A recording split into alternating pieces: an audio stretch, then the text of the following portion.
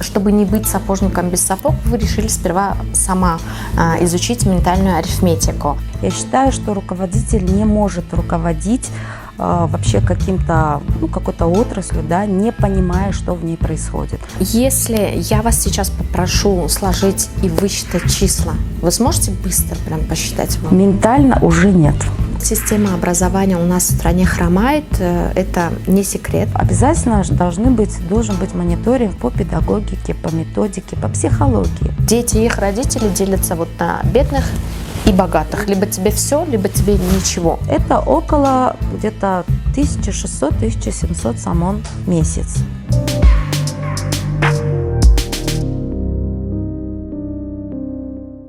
Вероника, вы человек, который варится в системе образования в Таджикистане более 20 лет.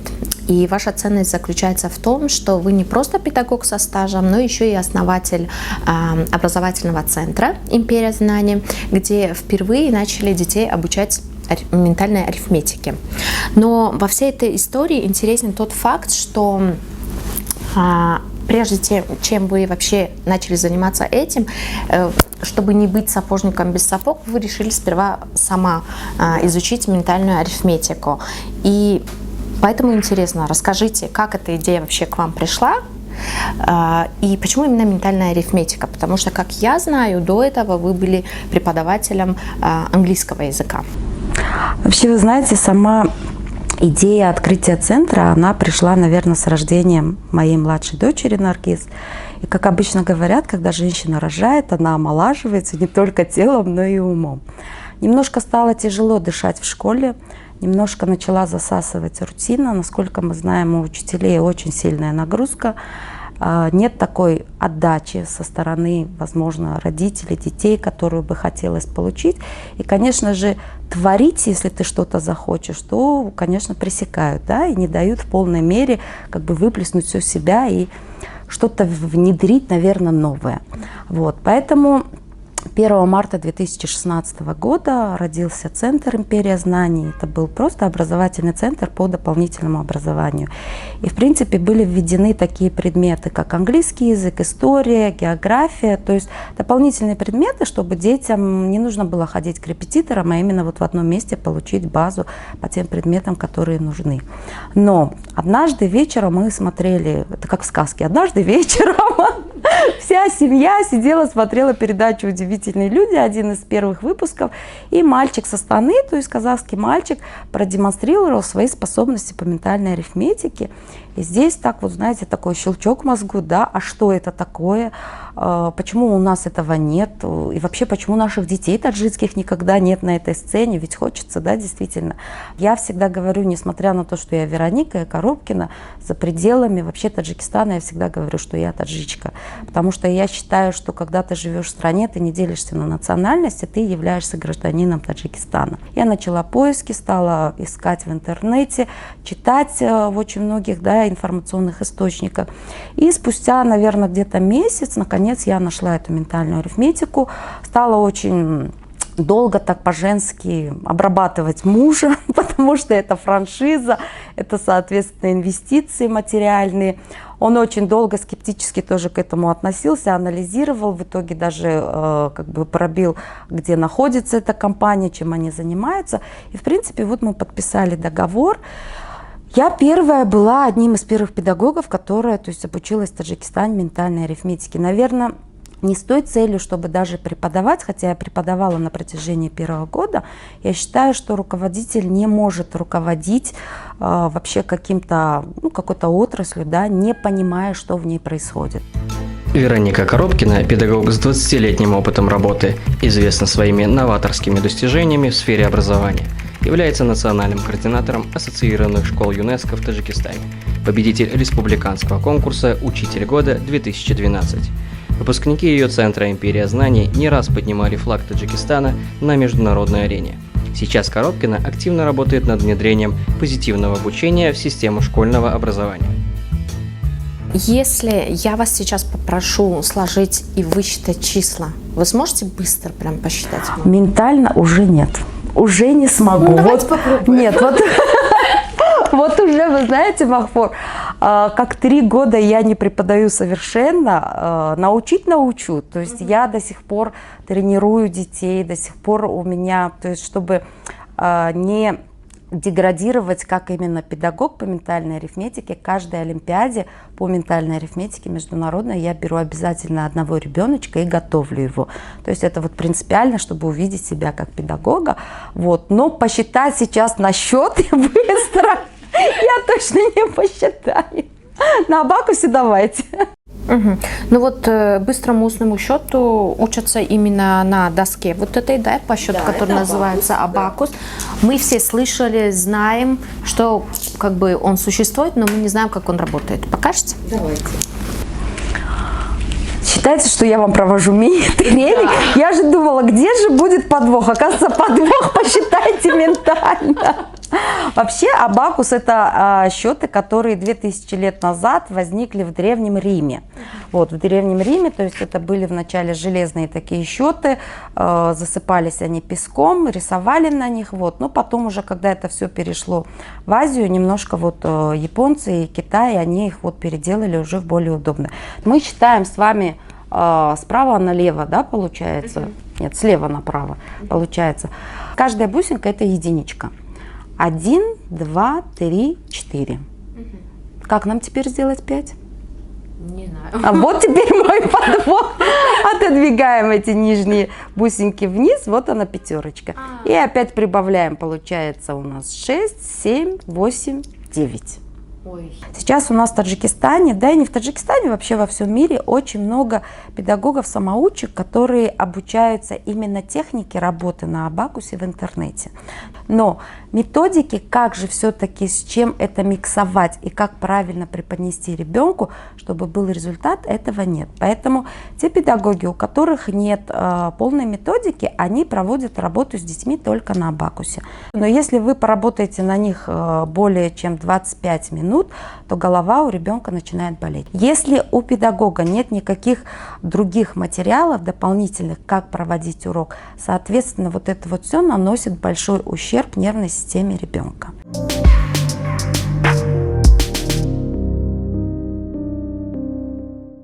Манижа, легко ли быть дочерью сильной женщины? Она ведь наверняка гоняет. Может быть, немного так было, то, что вот я побаиваюсь мамы, но сейчас такого вообще нет, потому что мы, может быть, повзрослели, и у нас стали более доверительные и понимающие отношения, поэтому, думаю, да, легко. Раньше, например, к школе было больше требований, сейчас, мне кажется, нет такого сильного контроля, потому что мама прекрасно понимает, и я прекрасно понимаю, то, что в первую очередь это нужно мне. Маниш, вот мы вчера маму попросили, чтобы она быстро нам посчитала в уме, и она отказалась. И вы можете за нее посчитать сегодня? Репутацию семьи нужно сохранить. А я уже как-то знаете. Сейчас я вам продемонстрирую то, что я демонстрировала на программе сверхспособности, то есть это включает в себя ментальный счет плюс пение. Задание правильно выполнила за 20 секунд. То есть, если сравнивать с первым примером, то на 1 секунду лучше, чем первый пример. Здорово. Спасибо.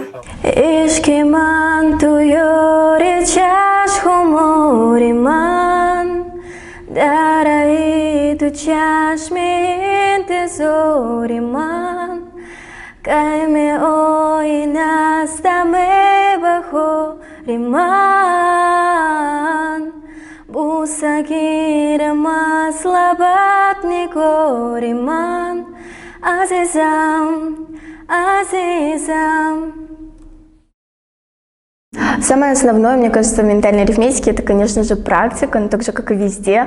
Потому что если ребенок не будет практиковаться, то, естественно, он не сможет овладеть ментальным счетом и посчитать сотни и тысячи, ну, вообще, об этом можно молчать. Для того, чтобы посчитать сотни или тысячи, да вообще там любые большие числа, то достаточно час где-то вот в день уделять внимание ментальному счету, заниматься. Ну, если брать лично мой опыт, то сейчас, на данный момент, я уже не занимаюсь так, как раньше, потому что я ушла уже, получается, как педагог я стала, вот, и такой практики, конечно, как раньше, каждый день у меня сейчас нет, но, например, если что-то там в школе или, я не знаю, где-то мне надо что-то в магазине быстро посчитать, то с этим я справлюсь.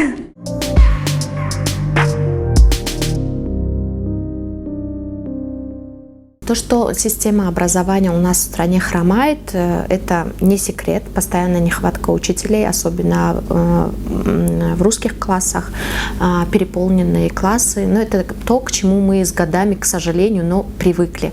Но есть все-таки два момента, к которым лично я, наверное, даже с годами не привыкну. Это маршировки и форма. Можете ли вы по этому поводу что-то сказать? Хотя бы как родителю, у которого есть дети, которые ходят и в школу, и в высшие учебные заведения. Вы знаете, вообще здесь палка, наверное, от двух концах. Вот если вспоминать время свои школьные, да, годы, мы тоже ходили на маршировки, они тоже были, тоже готовились к праздникам. Ходили даже собирать хлопок. Последний год вот я застала. И это все воспринималось действительно с радостью, с азартом. Вот люди взрослого поколения, кто повзрослее, да, они вообще, я знаю, что на хлопке и студенты месяцами проводили, и это было настолько вот в радость людям, наверное, от того, что в то время и родители, и вся система, да, то есть система образования, система, то есть правительства, да, шли в одну ногу. Маршировки, они нужны, то есть они вырабатывают дисциплину, они вырабатывают патриотизм у детей, но все должно быть в меру. Естественно, если дети целыми днями маршируют, голодные, холодные и под дождем, я как мама буду тоже против. Если это 10-12 дней, да, если мой ребенок под присмотром, да, и не за счет уроков, да, ну, в принципе, я думаю, что если неделя даже она за счет уроков, то, в принципе, наверстать можно, с учетом того, что мы сейчас до 14 июня учимся. А что насчет нехватки учителей? Нехватка учителей, вот я как раз начала до этого говорить о том, что мониторят школы, но не мониторят вузы, да.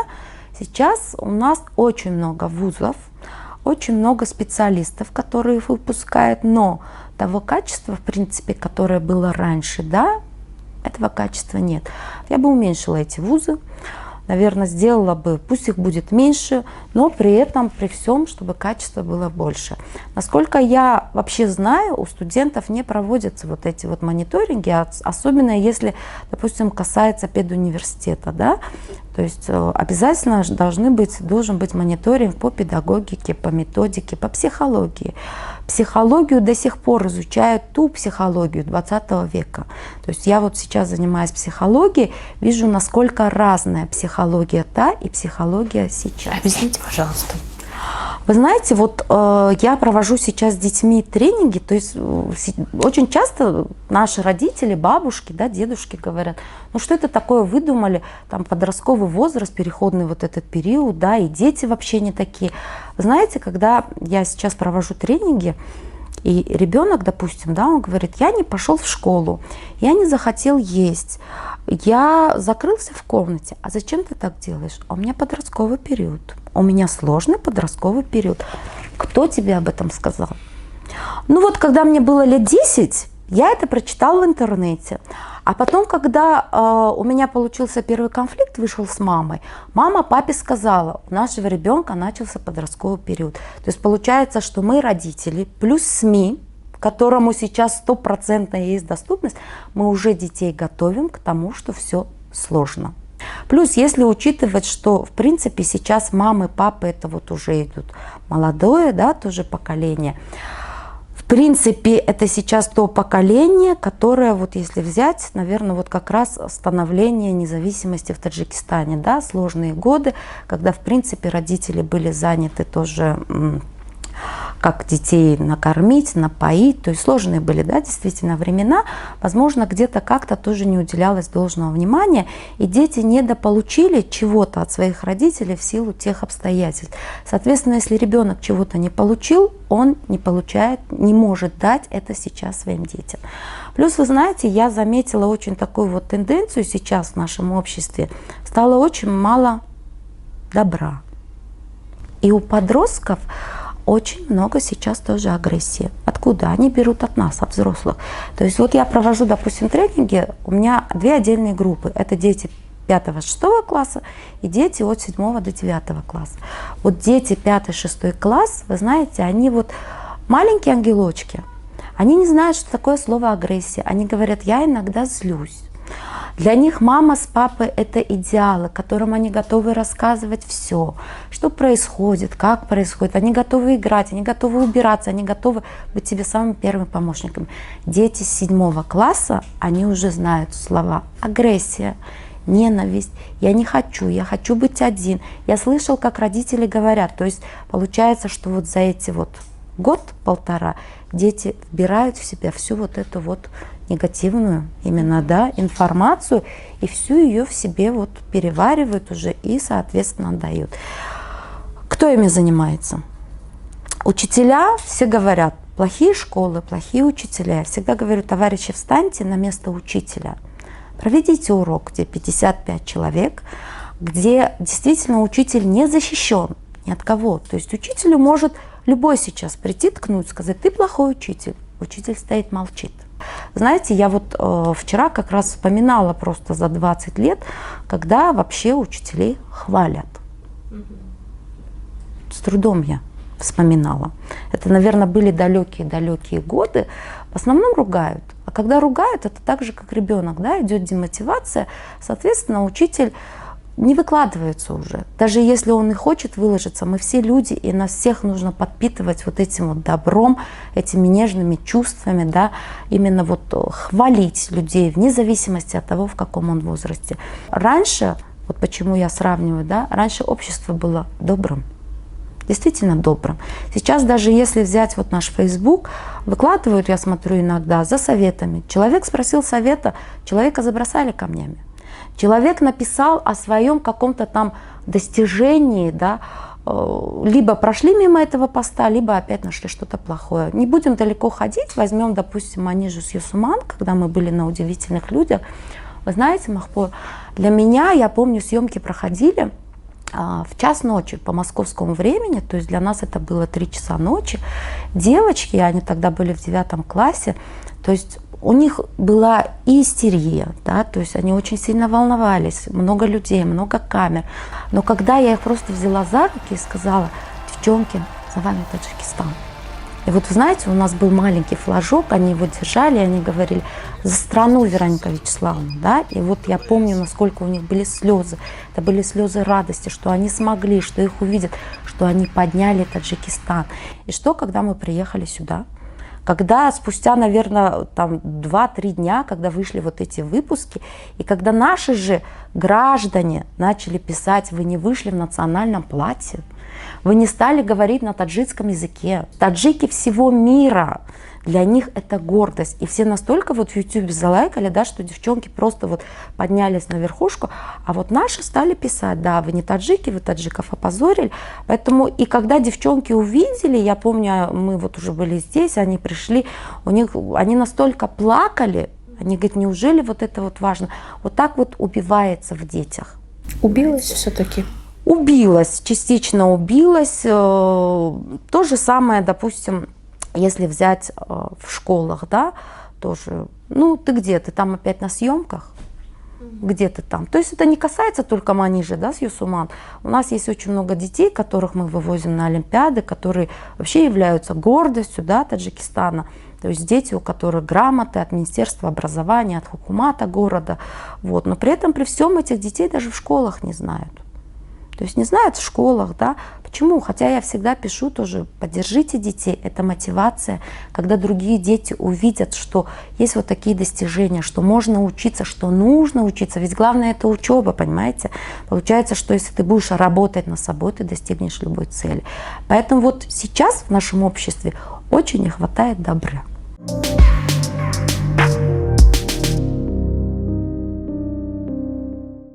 Вы сказали ранее, что начали заниматься психологией, и в этом году у вас уже будет диплом. Как это сказалось вот на ваших отношениях с вашими же детьми? Нам, учителям, вообще трудно воспитывать детей. Вот, мы не признаемся в этом, потому что учитель, вот нам как мы в школу заходим, я учитель, я во всем прав, да, то есть вот.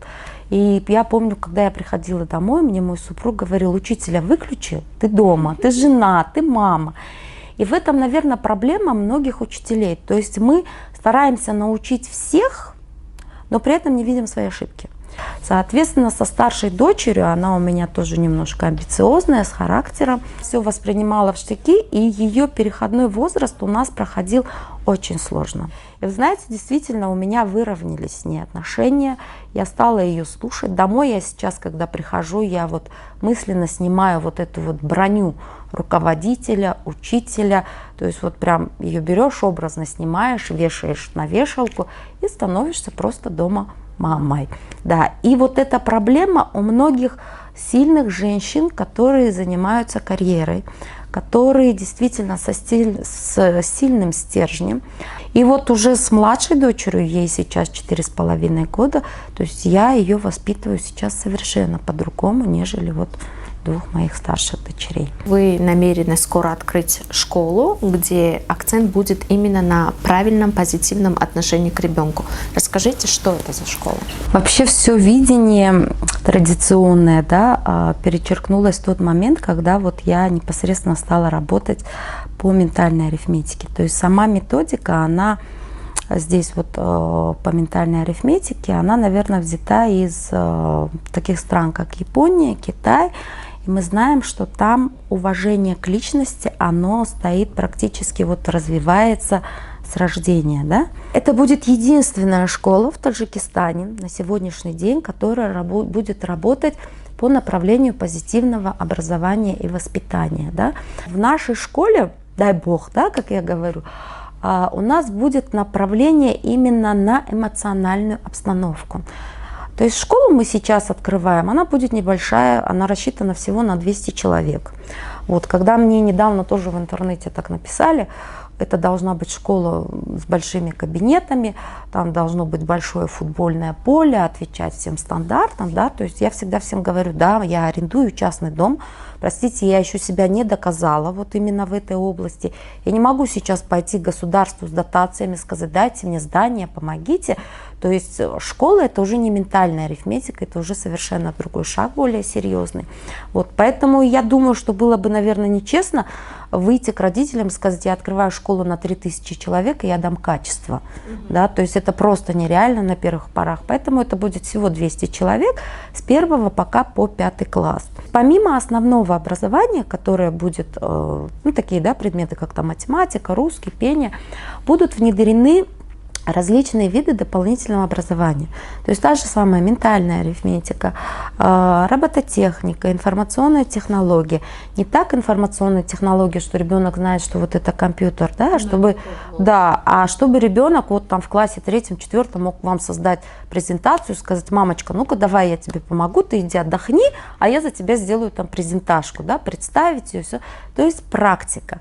Плюс у нас будут такие нововведения, именно по позитивному образованию и воспитанию. Это называется у нас с 1 по 4 класс, этот предмет называется урок счастья. Самое интересное, что в таких странах, как Австралия, Греция, Италия, Корея, Япония, у них есть институты позитивного образования.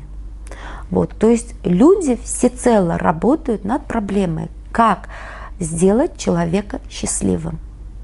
Как сделать, как до ребенка именно вот не сделать из него, да, там только хорошего математика, а действительно внедрить вот в него вот эти вот кусочки, элементы позитива, добра, счастья, чтобы ребенок на протяжении всей своей жизни действительно мог это пронести. У нас до 8 класса будет идти общеобразовательная программа, но при этом вот в 8-9 классе, когда уже по психологии будет идти профориентация, ребенок должен будет сам себя найти, кем он хочет в этой жизни стать.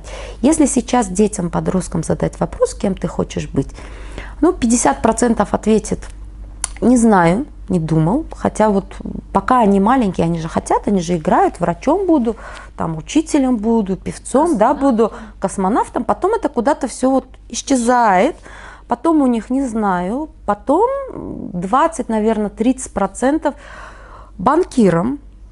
Почему банкиром? Тебе, да, тебе нравится быть банковским работником, тебе нравится банковское дело или тебе нравится маркетинг.